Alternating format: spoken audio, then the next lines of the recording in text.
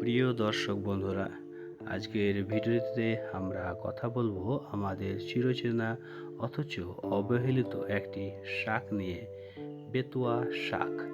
অনেকেই এটিকে বাথুয়া শাক নামেও চেনেন।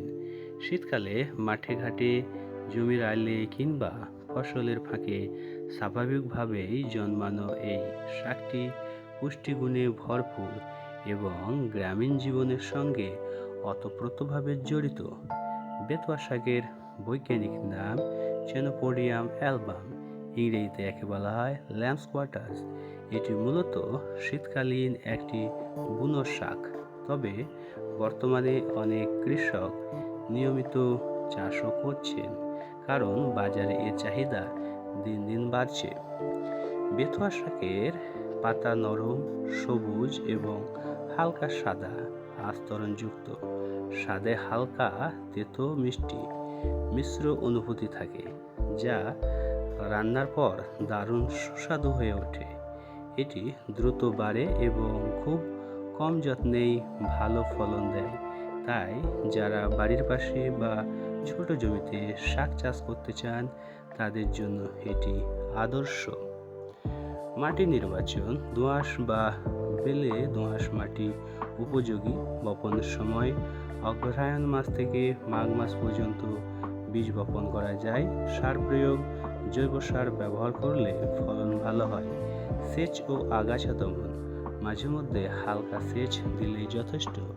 মাত্র 25 থেকে 30 দিনের মধ্যেই শাক সংগ্রহ করা যায়।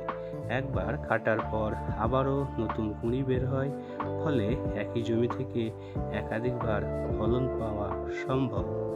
বেতুয়া শাকে রয়েছে প্রচুর vitamin A, vitamin C, calcium, iron ও ফাইবার।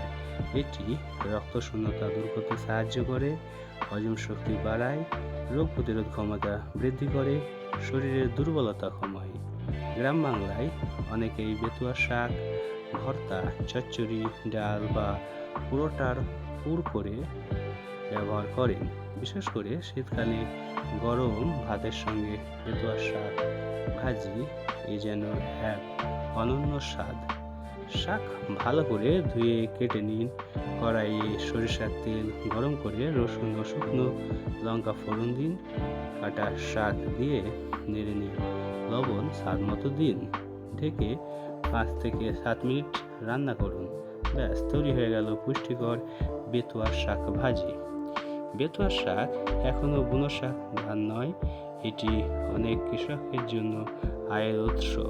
কম খরচে বেশি লাভ হওয়ায় বাজারে এর চাহিদা ভালো। শহরাঞ্চলেও এখন অনেকেই স্বাস্থ্য সচেতন হওয়ায় এই শাক কিনছে।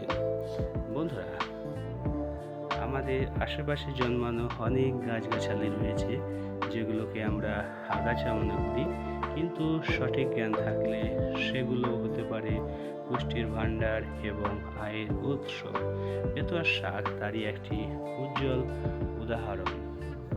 আপনারা যদি এই ধরনের গ্রাম বাংলার শাকসবজি চাষাবাদ ও পুষ্টি বিষয়ক আরও ভিডিও দেখতে চান, তাহলে অবশ্যই লাইক, কমেন্ট ও সাবস্ক্রাইব করতে ভুলবেন না। ধন্যবাদ সবাইকে। আবারও দেখা হবে নতুন কোনো বিষয় নিয়ে।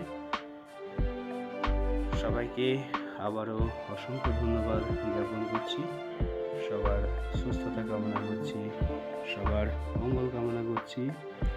এই বলে আজকের মতো বিদায় নিচ্ছি। সবাই ভালো থাকবেন, সুস্থ থাকবেন। সবার জন্য অনেক অনেক দোয়া, অনেক অনেক ভালোবাসা, অনেক অনেক শুভ কামনা রইল। দেখা হচ্ছে আবার পরবর্তী ভিডিওতে।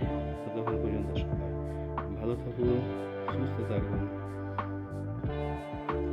সম্পূর্ণ ভিডিওটি দেখার জন্য অসংখ্য ধন্যবাদ জ্ঞাপন করছি।